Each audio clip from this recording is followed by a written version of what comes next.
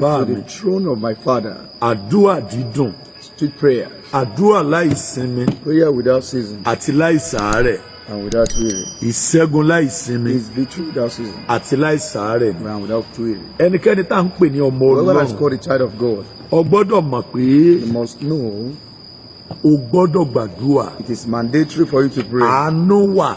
There is mercy, Wọ́n máa ń jà fún ẹ̀tọ́ ni. but you have to fight for your right and portion. Pé Olúwa sọ fún ọ pé ó di gómìnà. God told you become the governor. Wàá ṣẹ̀ṣẹ̀ gbégbèsè bó ṣe di You have to gómìnà. take a step on how to become a governor. Wọ́n lè dòróró àánú lé ọ lórí. He may anoint you with mercy. Pé Láídé láàárọ̀ That yìí. lighted this morning, A dòróró lé ọ lórí. you are anointed. Aṣọ di wòlíì. We hereby pronounce you Kó o as sì the máa prophet. fèdè fọ̀. And you start speaking in Ọ tongues. lè kó òbí kan ọmọ lè fèdè You fọ̀ may mọ́. leave here and you'll be able to speak in tongues. Ọ ṣẹ̀ṣẹ̀ lọ béèrè fún agbára wòlíì. You have to ask for the power of prophets. Torí ìjọ tí ogun bá le. Because the day your battle is completed, Òróró yẹn lè má ka. that way may not be enough. Ṣùgbọ́n bí ẹ̀mí àwọn wòlíì bá ń bẹ But nínú if the rẹ̀. spirit of prophet lives in you, Agbára wòlíì yọ jà fún ọ. power of prophet to fight for you. So there is a difference. Ìyàtọ̀ ń bẹ. Láàrin pé kankan àwọn ilé àná ẹ̀tì Between èèyàn you láì being wá àná ẹ̀tì ẹ̀. anointed, I've anointed Kọ́ lọ rà àánú gbà, kọ́ you. ọ̀dẹ̀ You rà obtain àánú gbà. mercy and you obtain mercy. O lè má mẹ́ntẹ́ẹ̀nì àánú yẹn kọ́ sọnù padà. You may not maintain the mercy and you later lose it. Wọ́n máa ń jà fún ìlérí. You have to fight for promise. Àdúrà Prayer ó ní epo tí pléènì ìlérí ń lò. is the fuel the aircraft of promise is What using. we want to hear today. Nǹkan tá a fẹ́ gbọ́ lónìí. Ìránṣẹ́ mi, My servant, èmi ni Olúwa I rẹ. am your Lord. Ní ọ̀la, Tomorrow, mo fẹ́ so ńlá báyìí I láyé want rẹ. to do great things in your Ohun life. kan yẹn ló jókòó tì. And that is what you are conscious of. Wàá gbàdúrà débẹ̀. You have to pray to that point. Débẹ̀ rí Ábúráhámù. You can see Yóò Abraham. lọ bá Olúwa. He went to meet the Lord. Èmi ló fún lọ́mọ. You didn't give me a child. Ọlọ́run ni máa wọ̀ God said, don't worry. Yín fún ọ I will lọ́mọ. surely give you a child. Ọba tún yá. After a Yóò while, tún lọ bá you go Olúwa. back to meet the Lord. Ọjọ́ mọ̀ ń lọ lórí mi. My age is running Sọ́mọ out. àlè ni ó jogún lé mi. So a pastor will inherit Ọlọ́run my ni máa properties. worry. God used to tell you, don't worry. Ó bímọ. You surely have a child. Ọba tún yá. After a Ó while, tún lọ bá you go Olúwa. and meet the Lord. Olúwa. Oh Lord, Èmi lọ sànú. you've not given me a child. Ọlọ́run ní kódà. God said, Bí even iyanrìn etí òkun just lọ́mọ like the rẹ̀ son yóò of the rí. sea, your children will be like that. Ṣé ẹ gbọ́ pọ́ gbàdúrà? Did you hear him praying?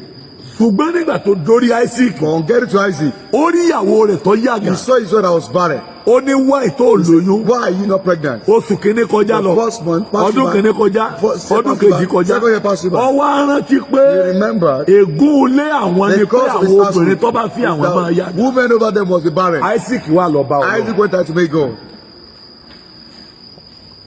That is the difference between Isaac life. Ìyàtọ̀ tó mẹ́nu ayé Abraham. tí Isaac gbé àti ayé Abraham Abraham fẹ́ràn Ọlọ́run. Abraham loved God. Ṣùgbọ́n But òun ò gbé ogun rẹ̀ lọ bá. he didn't take his battle So to ó wà God. nínú ayé náà nísìn. It's Ṣé ìtọ́nà bá máa ṣe náà whatever ní God kó wants to do, sí. he should please himself. God know Ọlọ́run mọ everything. gbogbo nǹkan. Ìtọ́nà bá bẹ́ẹ̀ ṣe ní Whatever he wants to do, he òsè. should do it. Ó lẹ́lòmíì dákẹ́ sí tẹ́ wéṣì ọjọ́ That's why ayé. some kept me and wasted his Ẹlòmíì wà nínú ilé lifetime. báyìí. There are some people at Kò home. níṣẹ́ lọ́wọ́. He's jobless. Ìyàwó ní ń bọ̀. His wife is feeding him. Ìyàwó ní ń bọ̀ His mọ́. wife is feeding his children. Instead kó dìde He said kó to wọ́n bú stand up àdúrà lọ. and go to the jungle of Kó prayer bọ́ lọ́wọ́ agbára tó and be dá free of the dúró. power that delay him. A ní Ọlọ́run He ni. said, he's God. Ìtọ́ bá wù yóò Whatever he wants to do, you do it. Ìtójókòó sínú That is what ilé. he's after. You are wasting your Òun destiny. fi àyànmọ́ rẹ̀ ṣòfò. Ẹ má gbàgbé o. Bear it in mind. Ìṣẹ́jú kan tó bá sọnù láyé It means èèyàn. that it's lost in someone's life. Bí òye bá jẹ pé Ọlọ́run bá ra padà fún Without yàn. God redeeming it, Ìyẹn lè mọ̀ rírà the padà person may láyé. not be able to redeem it. Mo gbàdúrà. I pray. Ta ló ń sàmì? Who is saying amen? Àdúrà rẹ máa gbà. Amen. Amen. Tí a bá dán dúró níbi iṣẹ́. If you were sad, Sẹ́yìn sọ pé sẹ́tàn ni. it doesn't mean your Lọ job is over. gbàdúrà go and pray. Go and pray. Iṣẹ́ gidi lórí. You come with a white collar job. Tọ́jú àwọn tọ́dọọdún ọmọ pò ìpọ́mọ̀ ti tún dìde. And those that sack you, they will be Àwọn mocked. sọkún ọwá bọ́ yàrá wá You are not sọkún. crying in your closet. You don't know what to do. Oh, man, to wash. Inú ilé lọ wá wà fọ́dún kan. You are at home for a year. Gbogbo àwọn owó díẹ̀ tó gbà The náà. little change that Ó you ti ná earn, tán. you spend it Torí lavishly. ọkàn rẹ̀ ń bẹ́ Because bí you pé are- wọ́n dán dúró. You are thinking about the fact that you are sad. Ronú pé kí lọ́kàn. Think about the next step to take. Don't just sit down. Bákan jókòó. Ọ̀fẹ́ retire next You want to year. retire next year. Ó tí ì máa ń tọ́ You ọ̀fẹ́ don't know ṣe. what to do. Ọ̀dẹ̀ ń retí owó tí wọ́n san fún owó retirement. And you are waiting for your retirement fee. Tọ́ ọ bá gba owó If tọ́ ọ you bá are ní giving the tọ́ money ọ̀fẹ́ and you ṣe. don't have plan for it, Bísínẹ́sì tó o ṣe rí tọ́ that ọ̀fẹ́ business kówó that lé is that you want to yóò embark gbé owó on mi. will surely swallow your money. So ọ̀tọ̀ ní ìránṣà. Vision is quite different. ọ̀tọ̀ ní àdúrà. Prayer is quite different. o lè gbọ́ ìran pé Of course, in my heart of vision, èmi Olúwa lèmi ó I, ṣe the Lord, báyìí. this is what I want to do for you. báyìí ni mo fẹ́ ṣe This is fún my ọ. plan for you. wàá gbàdúrà You have to pray títí tí ìran ó fi for your ṣẹ. vision to come to ó rí reality. bíbélì yẹn bí o ti bà mí Look at the lẹ́rù. Bible where he ó got ní this. mo rí ọ̀gọ̀rọ̀ èyí. I saw thousands of ó ní people níwájú tẹ́ before the ìdájọ́. throne of judgment. ó ní wọ́n dúró. They were wọ́n dúró there. láti jẹ́jọ́. They wanted to defend àti themselves. àwọn tó kú láì And rí those that ìlérí wọn gbà. died without receiving their promise. Revelation. The book of Revelation. ṣé kò yọ báyìí. Yes, sir. àwọn tó kú. Those that died, wọ́n gbọ́ ìlérí orin they were láyé. promised of good things, wọ́n wà á gbàdúrà but they tí ó fi didn't pray for the ṣẹ. vision to come to wọ́n pass. wà lọ jẹ́ kéèsì They náà. went to the throne of heaven to defend themselves. wọ́n lẹ́jọ́ wọn ní kéèsì tí They wọ́n have náà. a court case to defend. wọ́n ní kéèsì ọbẹ̀ tà kàn máa wáyé. It is better for them not to come to this world. ju kan wáyé kan wé And then ojú come ayé to ara this world wọn and lọ. waste their lifetime. àwọn tó kú Those that died, wọn gba ìlérí. their promise were not gbogbo wọn dúró fulfilled. níwájú tẹ́ All of them, ìdájọ́. they were before the wọ́n throne fẹ́ of bí wọ́n léèrè judgment. pé They were about to ask kí ni them, òjé kọ́ gba ìlérí what rẹ makes you láyé. receive your promise on earth? àjẹlé wa bú. And the witches of Hazor, they Ọlọ́run are sọ so fún wa bad. pé God will tell them, bájẹlé yín bá bú. if the witches of Hazor are ṣé mi those, ò lágbára jàjẹ́ lọ. are you telling me I don't have power Kéré to tó overcome ké pè mí. them? Why can't you call Ebi mo upon ní o ké pè mí me? máa I told you gbọ́. to call on me, I will answer you. ọgbàdúrà ọjọ́ mélòó. You pray for a few days. ó ti sú mi You o. are tired already. àdúrà gan ti sú I'm mi tired o. of praying. àdúrà yìí ṣe oògùn téèyàn ń lò. Prayer is not medication. tí ó sọ pé mo ti ń wà I say, òkè. I am getting ẹ okay. kò ní ìdí kí n lo I oògùn don't yẹn have to mọ́. take this drug now. no Rárá o. bó o ṣe gbọ́dọ̀ mọ́ mú mi. And it's a must for you to drink bẹ́ẹ̀ water. lọ gbọ́dọ̀ mọ́ It's a gbàdúrà. must for you to pray. bó o ṣe gbọ́dọ̀ mọ́ And it's jẹun. a must for you bẹ́ẹ̀ lọ not to gbọ́dọ̀ read. mọ́ It's a must gbàdúrà. for you not to pray. bẹ́ẹ̀ bá rí èèyàn tí ọ̀wọ́ sọ tí ń rìn òwò See lọ someone is mú. taking and not wearing clothes. gbogbo èèyàn ó lè mú pé nǹkan ti People ṣe. try to understand something's wrong with you. bó o not ṣe face. gbọ́dọ̀ mọ́ daṣọ And búra. it's a must for you to cover yourself bẹ́ẹ̀ with làdúrà clothes. jẹ́. Prayer is mandatory as àdúrà well. ní ọ̀pá Prayer is the Kristẹni staff of Christians láti bá to Ọlọ́run. move with God. Makwa farua madaya lia Maria daya. Ikaya li marua ka barua ma. Ẹnìkan sàmì. Somebody is saying amen. Ibi ó dé. Where you are, Tọ́nà ti di where your mọ́. way is blocked. Mo bẹ Jésù I sí beg ọ. Jesus for you. Bá mi bá lé If lẹ́nu your rẹ̀. amen is thunderous, Ọ̀nà máa là your way níbẹ̀ shall be láàárọ̀. paved. Amen. Amen. Tó o bá jà fẹ́tọ̀ rẹ. If you don't fight for your right, Àdúrà náà fi ń jà you fẹ́tọ̀ have to use yẹn. prayer to fight for your right. Wọ́n máa yàn ọ́ jẹ You'll be gbé. cheated and they will go scot-free. Ọmọ Sélófádì. The daughters of Zelophehad. Wọ́n láwọn fún dúró bí ìgbà tó fẹ́ fẹ́ dùpẹ́ ní chọ́ọ̀chì. The actors they want Wọ́n to dẹ̀ jáde defend. wá wájú They church. came out in front of the whole Wọ́n dẹ̀ congregation. rí They Mósè. saw Moses. Wọ́n ní bàbá wa They said, kú. our daddy is dead. Mósè ni mo Moses mọ̀. said, of course I know. Ṣé bọ́ọ̀ mọ̀ pé bàbá wa But you fẹ́ are aware Olúwa? that he loved the Lord. Mósè ni mo Moses said, mọ̀. well, you are right. Bàbá wa Our father have no ọlọ́mọkùnrin. male child. Mósè ni mo Moses said, mọ̀. you are right. Ogún bàbá wa ń kọ́. What about the properties of Mósè our ní father? ẹgbẹ́ ìwé òfin Moses, jáde. bring out the book of law. Ìwé òfin sọ The book wípé of law says, ẹnikẹ́ni tí any bàbá rẹ̀ bá kú man, anybody that is tí ò ní that ọmọkùnrin has no male wọ́n child, pín ogún that rẹ̀ is tọrọ fáwọn property should be aláìní. given to the needy. Àwọn ọmọ Sélófádì The daughters of nílò Zelophehad said no. bá a ṣe bí ẹrú Yes. la bí What is ọmọ. good for the goose, good for the Obìnrin ni gander. wá. Though we are female, Ẹ̀tọ́ bàbá wa ò lè wé. we have to claim the father, our Àgbà father's ẹ̀tọ́ bàbá wa. right. It must be given to us. Nígbà tí wọ́n yarí lórí When pẹpẹ, they objected on the altar, Mósè ni mò ń bọ̀. Moses said, I'll bribe back. Ẹjẹ́ ń lọ bí Olúwa Let me go léèrè. and seek God's consent. Mósè lọ bá He Olúwa. went to meet the Lord. Olúwa, Oh Lord, àwọn ènìyàn yìí ń yarí. these people, they object. Olúwa sọ fún God Mósè. said to Moses, Mósè Moses, lọ dá wọn go and lóhùn. answer them. Wọ́n ní ráì They have láti rights gbẹ̀tọ́ wọn. to collect the Ẹ̀tọ́ tọkùnrin ní what a man obìnrin has náà right for. ní. Women also right fight Ọmọ for you. Sélófádì lọ́jà fáwọn Daughters obìnrin. of Zelophehad fight. Mo for gbàdúrà. you. I pray. Gbogbo bí wọ́n ti gbẹ́sẹ̀ lé ẹ̀tọ́ rẹ̀. Wherever your right is being seized, Ẹ wo àwọn tí ń sàmì look yìí at o. amen sayer. Ó yá lọ gbẹ̀tọ́ rẹ̀ bá. Bàbá wa kúlẹ̀ àgejù òun kò sì sí nínú ẹgbẹ́ àwọn tí ó kó ara wọn jọ pọ̀ sí Olúwa nínú ẹgbẹ́ Kórà ṣùgbọ́n ó kú nínú ẹ̀ṣẹ̀ ara rẹ̀ kò sì sí kò lé ọmọkùnrin ìyá àti ṣe tí orúkọ bàbá yóò fi parẹ́ kó nínú ìdílé rẹ̀ nítorí kò lé ọmọkùnrin fún wa ní ilẹ̀ ní Fọ́ wa nílẹ̀ ni wa. Mósè sì mú ọ̀rọ̀ náà wọ́n sí Nọ́mbà lọ ń ká o 27. àwọn ọmọbìnrin sí Wo mọ́kà mọ́ jágò mẹ́. Tó o bá jà fẹ́tọ̀ rẹ kó o If you don't gbàdúrà. fight for your right and pray, Wọ́n máa sọ ìlérí dòfo. they will empty your promise. ọlọ́wọ́ 1 Kings chapter 1 verse 28 yẹn. 1 Kings chapter 1 verse 28. Dáfídì pe ìyá Solomoni. David called the mother of Solomon. Solomoni ọmọ rẹ̀. Solomon your child. Ó ní ọjọba ní Be the king instead of me. Why Adonijah celebrating? Why was Adonijah celebrating? Solomoni náà sì dákẹ́ wò rẹ̀. Solomon kept me looking at him. Ṣùgbọ́n àwọn méjì kan bẹ tí wọ́n jí But there are aládùúgbà. two people that are prayerful. Nínú àwọn ọmọ àwọn wòlíì. Among the sons of Wọ́n lọ prophets. bá Dáfídì. They went to meet David. Ṣé bí wọ́n lọ But you ṣèlérí promised pé Solomoni ní that ọjọba? Solomon will become the king after Wọ́n ti you. ń jọba nígboro. Now somebody has pronounced him as the king after. Solomon was not there. Dáfídì ní ṣé wọ́n gbẹ̀sìn David lọ. said, did they go there with us? They said no. No, that's Ẹni right. gorí ẹ̀sìn lọ́jọba. Whoever that is trying Wọ́n to gbọ́wé ìtàn ni. They didn't Ẹ read lọ the gbé wọn wá. Bring them Wọ́n in. dẹ̀ gbé wá. And they brought Wọ́n dẹ̀ gorí ẹ̀sìn. put it Ó on ti the gorí horse. ẹ̀sìn. And they put it on the Wọ́n dẹ̀ horse. kéde rẹ̀. And he was Wọ́n bá announced. jẹ́ wípé kọjá Adam, fún they ni. didn't fight for it. Gbogbo ìlérí máa dòfo. His promise will be empty. Wọ́n dán ọdún níbi iṣẹ́ wọ́n fi You kó were rẹ sọ̀rọ̀ somewhere, fẹ́ they lómi. gave the post to someone else. Ipò tó yẹ kán fún ọ. The post that Wọ́n fẹ́ belongs to lómi. you, it was given Ó to sì another person. dákẹ́. And he kept Wọ́n ní it. kí ló tọ́ He said, why did you dákẹ́? keep Ó ní bó ṣe wolúwa He ní said, sọlá. God is the one that can Ilé ò make bàbá life. bó ṣe wolúwa ní sọlá. Well done to you. Wàá lọ bẹ You olúwa have ní to sà. thank the Lord, sir. Wọ́n àdúrà kan bẹ tó jẹ́ There is àdúrà a prayer. béèrè. There is a prayer of request. Bẹ́ẹ̀ ni sà. Yes, sir. Pé olúwa. That, oh Lord, Kí ni ń ṣe mí? what is happening to me? Kí ló dé tí pírọ́blẹ́mù yìí ṣẹlẹ̀ Why sí mi? is this problem happening to me? Ó lè tẹ̀kẹ̀ yẹn It lóṣù might mẹ́ta. take you 3 months. Ìyàn kan mú ní Sàmúlì There was a nílẹ̀ famine in Ísírẹ́lì. the land of Israel. Ọdún kìíní. The first year. Ọdún kejì. The second. Ọdún kẹta. The third. Olúwa ò sì sọ̀rọ̀. And God didn't say Nígbà word. ọdún kẹrin. The fourth Solomoni year. lọ bá Solomon Olúwa. went to meet the Lord. Olúwa wá Oh ìtìyàn Lord, fi mú. why is there famine? Olúwa ní ṣe bó God béèrè said, but you lọ́wọ́ ask me. mi. Wo àwọn èèyàn yẹn. Look at those Àwọn tí people. ń bẹ lórí àpáta Those yẹn. people on the road. Àwọn ló gégùn They fún are the ones ìlú that caused this city. ìyàn fi mú. That's where there is Àwọn famine. ará Gibeoni. People of Gibeon. Tẹ́ẹ̀mọ́ tọ́tẹ̀lẹ̀ pẹ̀lú You know what Gibeoni. happened to Gibeon? Gibeoni ló múra bí Gibeon. wèrè. They dress like Tí wọ́n múra lunatic sẹ́fẹ̀rú fellow. kúkúrá. They Wọ́n wá put bá sand on Joshua themselves. pé They want to fún wa make lómi Joshua. ká fi fọ́ra. They requested for water to Wọ́n wash wá their body. fọ̀ra tán. They Joshua cleanse wá themselves. béèrè pé Joshua asked them, bólẹ̀ tí ń where are you coming bọ̀. from? Wọ́n lọ́nà wá They jì say we are from a far níbi tá a distance. ti ń bọ̀. That is where we are coming Nígbà from. wọ́n wá fọ̀ra tán. When they cleanse Wọ́n wá themselves, ní kí Joshua fáwọn ló they jẹjẹ. told Joshua to give them Wọ́n food to jẹ eat. They tán. ate food. Wọ́n wá ní kí And they Joshua said, ò búra Joshua, pé òun ò to ní swear pa that I wọn. won't kill them. Joshua wá ní mo Joshua búra said, fún I hereby swear for yín. you. Mi ní pa I yín. won't get Mi you ní slaughtered. pàràn yín. All your generation. Lọ́kejì ni They Joshua followed tó it. mọ̀ pé Joshua realized àwọn tí ń bẹ lẹ́gbẹ̀ẹ́ ọ̀dọ̀ àwọn they are bíbí. close by. Joshua wá ní mo ti dá Joshua májẹ̀mú said, I've made covenant pẹ̀lú yín. with you people. Ṣùgbọ́n ẹ máa ṣẹ́ gìtá ń lù. But you have to be selling Wọ́n firewood. là agree. They agree. Ọlọ́run á wí pé God said, àwọn tó bá dá májẹ̀mú Instead of people you make covenant àwọn with, náà wọ́n padà jẹ they will problem later be yìí. your problem later. Ṣùgbọ́n gbà Sọ́ọ̀lù dé During the time of Saul, Sọ́ọ̀lù béèrè pé àwọn Saul, wo ní bẹ who are these set of lókè. people? Wọ́n láwọn tí Joshua He bá said dá that májẹ̀mú. those people Joshua made Sọ́ọ̀lù sọ covenant pé with. kí ni ọkàn mi pẹ̀lú Joshua. What concerns me with Joshua? Joshua báyé tiẹ̀ lọ Joshua wáyé is tiẹ̀ gone. báyé tiẹ̀ lọ. Joshua is gone. Kí ni tọ́kàn mi pẹ̀lú What ayé concerns me with the life of Joshua? Joshua pẹ̀lú láìfù Joshua and his life.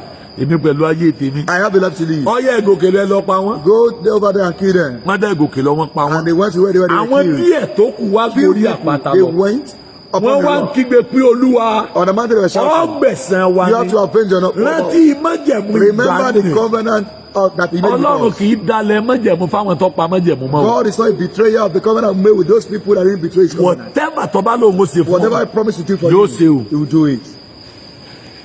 So, májẹ̀mú yẹn ni wọ́n lọ rán Ọlọ́run They létí. reminded God of that covenant. Inú wa bí Ọlọ́run. God was annoyed. Inú wa bí Ọlọ́run. God was seriously provoked. Ọlọ́run wa wá.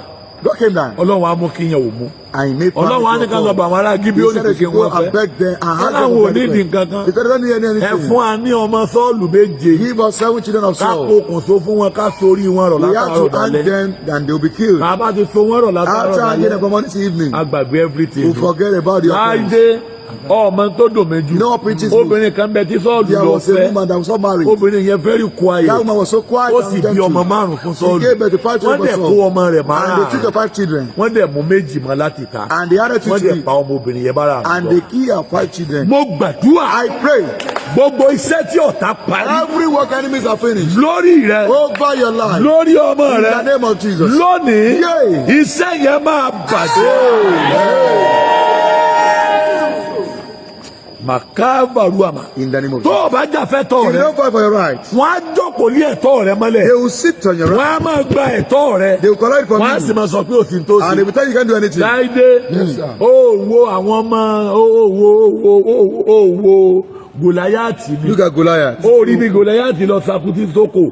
Sókò jẹ́ ilẹ̀ bàbá àwọn Dáfídì. The land of the father of Ó rí David. Eliabu. Look at Eliab. Eliabu gọ sábì àpáta He was hiding under the for 40 days. Kò lè jà fẹ́tọ̀ bàbá He delivered for the father. wọn. Ọba gẹ́ gọ sínú. The king was there for 40 days. for 40 days. Gbọ́ngbà Dáfídì dé. One people Ta ló there. jókòó lórí ilẹ̀ Who is sitting on the bàbá land of my father? wọ́n ní lágbájá ni. He was What told. are you doing there? Kí ló ń ṣe mẹ́? Ó lé mi ní He Gòláyàtì. said, I'm called Goliath. Gòláyàtì. Goliath. Gòláyàtì. Goliath. Sọ lágbára tọ́lọ̀ ni. Are you as powerful as Lónìí ni màá mú ọ kúrò Today lórí. I'll get you beheaded. Masa karuama. Akaya limarua dalu amakama. Anamarua kaya. Mo gbàdúrà. I pray. Gbogbo ẹ̀yin tí ẹ̀tọ́ yín bọ́. You that your right sees. Báyìí l'Olúwa sọ. Thus says the Lord. Ẹ lọ gba ẹ̀tọ́ yín o. Amen. Láàrin. Yes, sir. Tó bá jà fẹ́tọ̀ rẹ̀. Wọ́n á tún máa fi ọ́ ṣẹlẹ́yà lórí ẹ̀tọ́ They will rẹ̀. be mocking you as touching your right hand portion. Orí Ágárì ni. Hagar. Nígbà òbí mọ̀ tán. When she put to bed, Lọ́ba doge. she started Bá misbehaving. ń yarí báyìí. Ọjọ́ tó gbọ́ pé The day she heard that, ọgọ́ òun náà bímọ. her Wọ́n wá brother fẹ́ just ṣe gave birth. bẹ́ẹ̀dẹ̀ fún Isaac. And she wants to celebrate that Lọ́ba bọ́ ta pé birthday. She went out. ẹrú náà máa ń ṣe bí ọmọ. He made his acting like a Ọmọ child. lélẹ̀ àbí bèbí. Is this a child or a dog? Ọmọ lélẹ̀ àbí bèbí. Ọmọ lélẹ̀. Is this a child? Sarah wípé Sarah said, no Rárá o. ọmọ àlè ò ní bá mi gbélé. A bastard can't live with me. Lé ẹrú ìjáde tọmọtọmọ. Chase all this maid with a Abraham bínú. Abraham was annoyed. Olúwa sọ fún Abraham God said to pé Abraham, ẹ̀tọ́ Sarah ló jà fún. Sarah claimed her right. Lé jáde. Chase her away.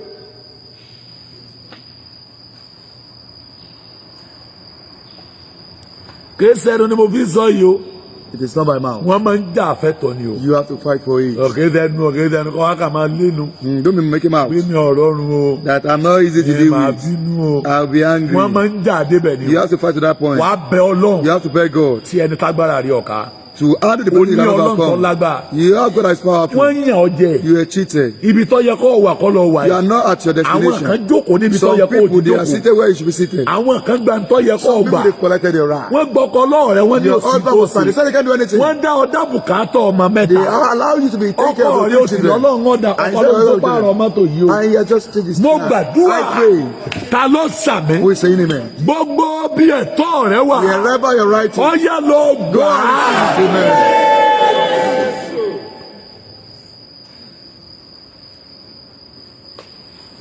Wò mí ẹni tó burú jù rè láàrin.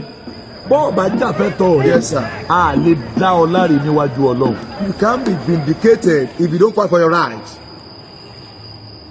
Ẹ wo bí tí mo ní ẹ̀ka lánàá yẹn nínú Ìsíkẹ́ yẹn. The book of Ezekiel. Ìsíkẹ́ 16:3 yẹn. Ezekiel chapter 16.